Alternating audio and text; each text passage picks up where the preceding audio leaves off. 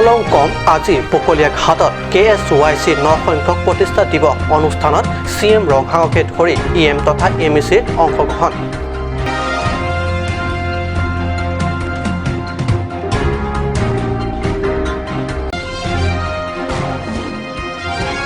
কাৰ্বি পাহাৰৰ ধৰমতোলাত ভয়াবহ পথ দুৰ্ঘটনা। এই দুৰ্ঘটনাত মন্ত্ৰী চুম ৰংহাঙৰ দেহৰক্ষী নিহত।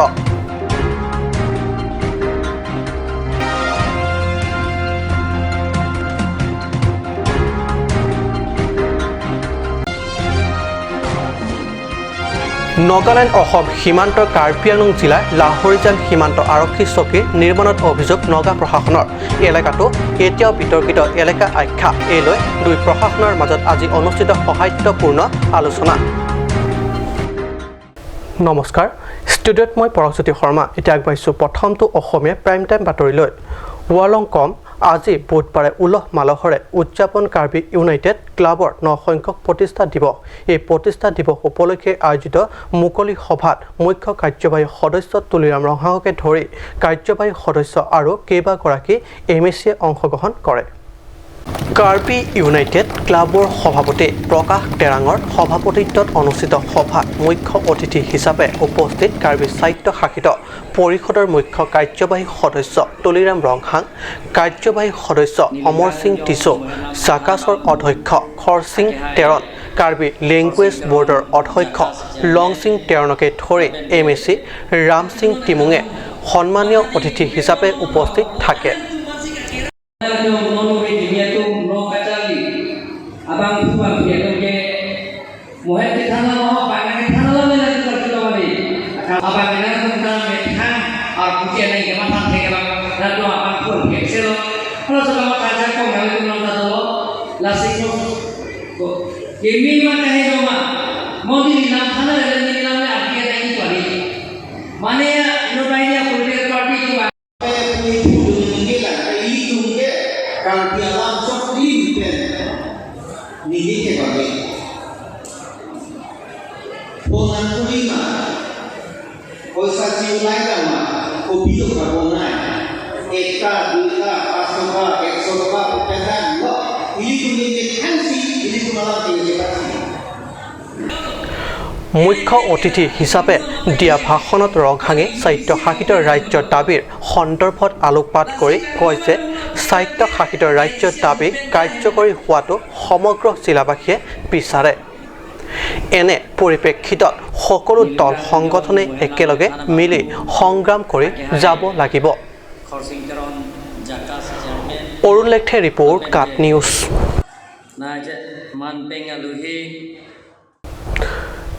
কাৰ্বি পাহাৰৰ বকলিয়াঘাট আৰক্ষী থানাৰ এলেকাত ধৰমতোলৰ নিশা এক ভয়াবহ পথ দুৰ্ঘটনা সংঘটিত হয়।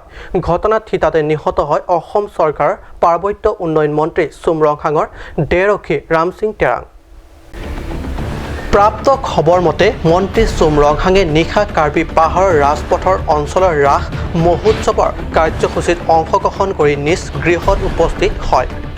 মহোৎসৱ স্থলীতে ৰৈ যায় AS 09F6177 নম্বৰযুক্ত মন্ত্ৰীৰ কনভয় ইনোভা বাহনখন। পৰৱৰ্তী সময়ত চালকে বাহনখন লৈ মন্ত্ৰীৰ গৃহ অভিমুখে ৰাওনা হয়। তীব্ৰবেগী বাহনখনে ধৰমতোলৰ এখন দলং পোৱাৰ সময়তে নিয়ন্ত্ৰণ হেৰুৱাই তললৈ বাগৰি পৰে। ফলত চালক ৰক্ষা পৰে যদিও থিতাতে নিহত হয় মন্ত্ৰী চুম ৰংহাঙৰ দেহৰক্ষী ৰাম সিং তেৰাং।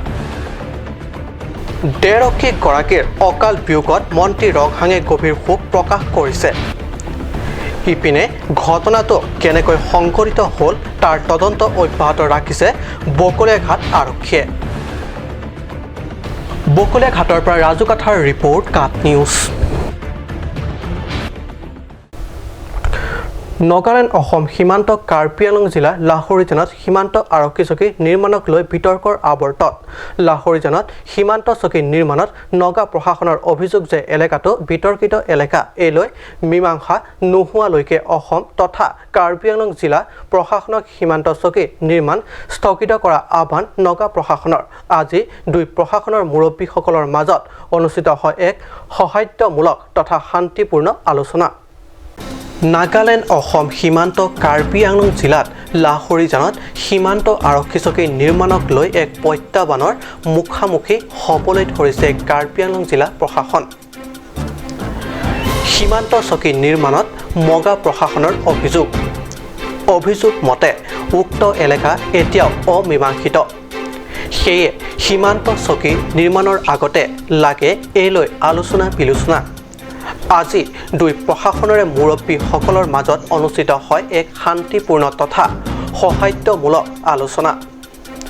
দণ্ডাধীশ পৰ্যায় এই আলোচনাত নাগালেণ্ডৰ পৰা দণ্ডাধীশ মা অং সদৰ মহকুমাধিপতি জুবন থুং এনগুলি আৰু বিষয়াসকল আৰু ৰাজ্যিক প্ৰশাসনৰ পৰা অতিৰিক্ত আৰক্ষী অধীক্ষক হেমন্ত বৰুৱা, বোকাজান সদৰ মহকুমাধিপতি জ্যোতি কলিতা, ষ্টাৰ্ণ বনা আঞ্চলিকৰ বিষয়া ধনীৰাম ৰংপি আদি বিষয়াসকলে অংশ লয়।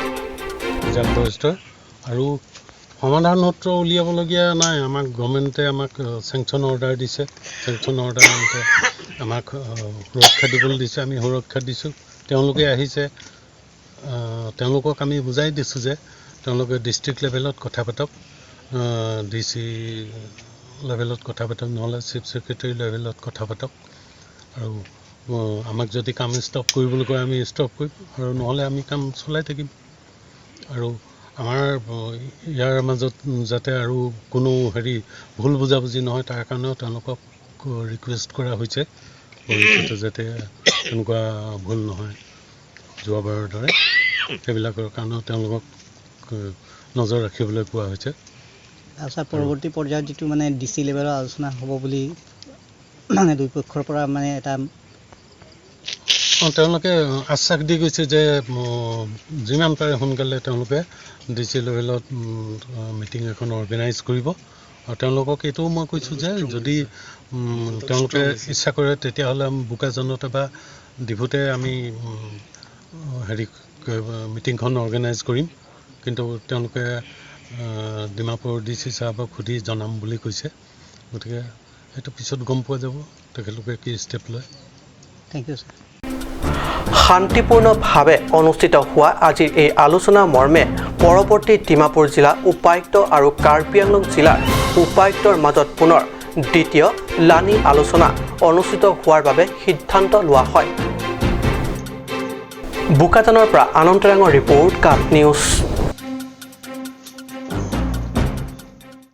সময় হৈছে এটিছো বাণিজ্যিক বিৰতিৰ।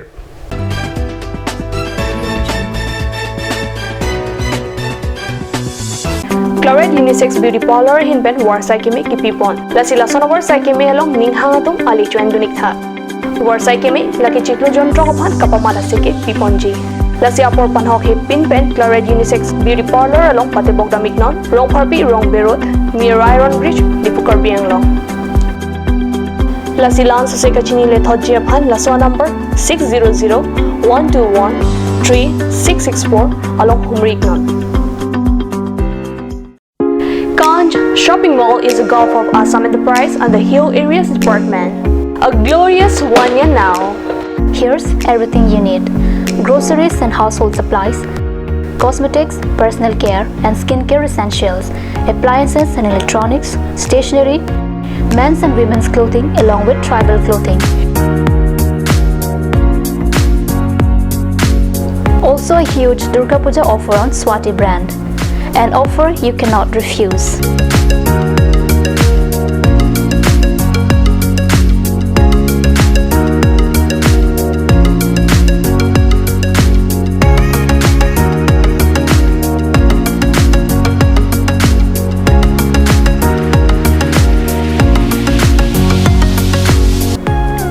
Shopping Mall, Difu Manja Road, Manja Industrial Complex, 782461, Manja, Karbi Anglong, Assam.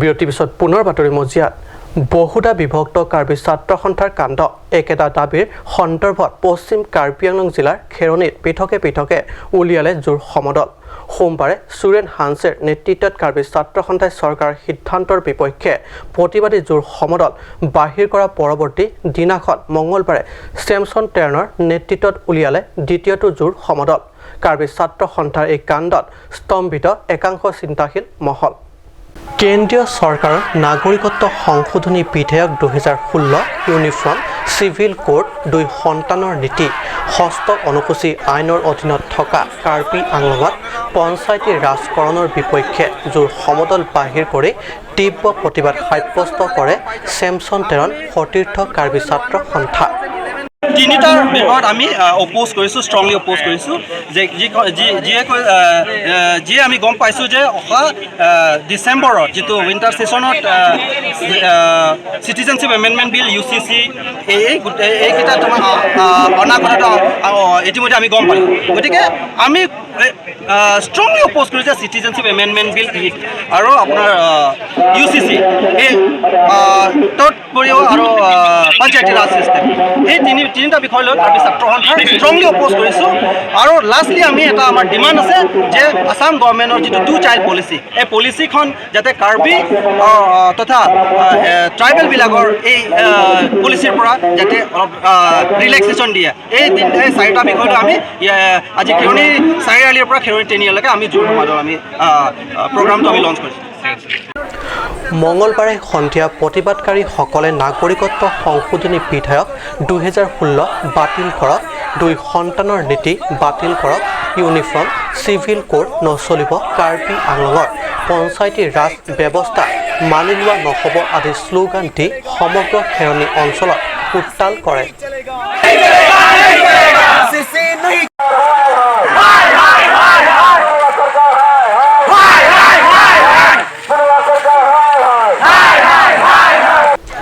Kheroni থানাৰ অন্তৰ্গত খেৰণী চাৰিআলিৰ খেৰণীলৈকে প্ৰায় 4 কিলোমিটাৰ পথত সহস্ৰাধিক যুৱক যুৱতীয়ে হাতে বাবে জোৰ লৈ বিজেপি গো বেক 2 সন্তানৰ নীতি নচলিব ইউনিফৰ্ম চিভিল নচলিব কাৰ্বি আংলঙত পঞ্চায়তী ৰাজ নচলিব আদি শ্লোগানেৰে সমগ্ৰ খেৰণী অঞ্চল কঁপাই তোলে উল্লেখযোগ্য যে ইতিমধ্যে সোমবাৰে সন্ধিয়া সুৰেন ক্ৰামচা গোটৰ কেছে জোৰ সমদল বাহিৰ কৰি চৰকাৰৰ বিৰুদ্ধে প্ৰতিবাদ সাব্যস্ত কৰে আৰু এই একেটা দাবীৰ সন্দৰ্ভত মঙলবাৰে প্ৰতিবাদ সাব্যস্ত কৰে চেমছন টেৰ্ণৰ কেছে চৰকাৰৰ বিৰুদ্ধে এই প্ৰতিবাদ যেন ছাত্ৰ সন্থাই পৰ্যবেক্ষিত কৰিছে প্ৰতিযোগিতা অনুষ্ঠানলৈ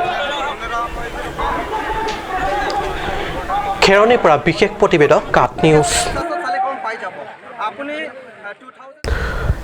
কাৰ্বি আংলঙৰ প্ৰধান চিকিৎসা কেন্দ্ৰ ডিফু চিভিল হস্পিটেলখন অচিৰে পৰিৱৰ্তিত হ'ব কেঞ্চাৰ কেয়াৰ চেণ্টাৰলৈ নিমৈমান ডিফু মেডিকেল কলেজ মুকলিৰ পিছতে চিকিৎসাৰ সকলো ব্যৱস্থা মেডিকেল কলেজত হ'ব বিপৰীতে ডিফু চিভিল হস্পিটেলখন হ'ব cancer care centre Karbi Anglong চিকিৎসা খণ্ড হ'ব আমূল পৰিৱৰ্তন ডিফু চিভিল হস্পিটেল অচিৰে হ'ব কেঞ্চাৰ কেয়াৰ চেণ্টাৰ এই অসম চৰকাৰৰ ডিফুস্থিত যুটীয়া স্বাস্থ্য সেৱা যুটীয়া সঞ্চালক টাটা ট্ৰাষ্টৰ CEO অৰ্থাৎ মুখ্য কাৰ্যকৰী বিষয়া সঞ্জীৱ চোপ্ৰা চিকিৎসা সেৱাৰ সঞ্চালক প্ৰধান colonel commandant AVSM VSM MD ৰে কাৰ্বি সাহিত্য পৰিষদৰ মুখ্য কাৰ্যবাহী সদস্য তুলিৰাম ৰংহাং তথা সাংসদ হৰেন সিং বে আৰু টিম কাৰ্বি আংলঙৰ কাৰ্যবাহী সদস্য আৰু MSC সকল উপস্থিত থাকে মুখ্য কাৰ্যবাহী ৰংহাঙৰ অধ্যক্ষতা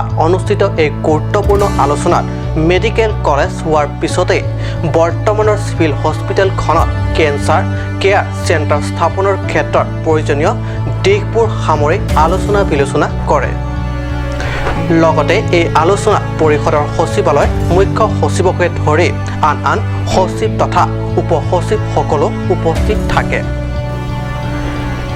নিউজ ডেস্ক ৰিপৰ্ট কাট নিউজ আজি অসমীয়া প্ৰাইম টাইম বাতৰি ইমানটা সামৰিছোঁ ধন্যবাদ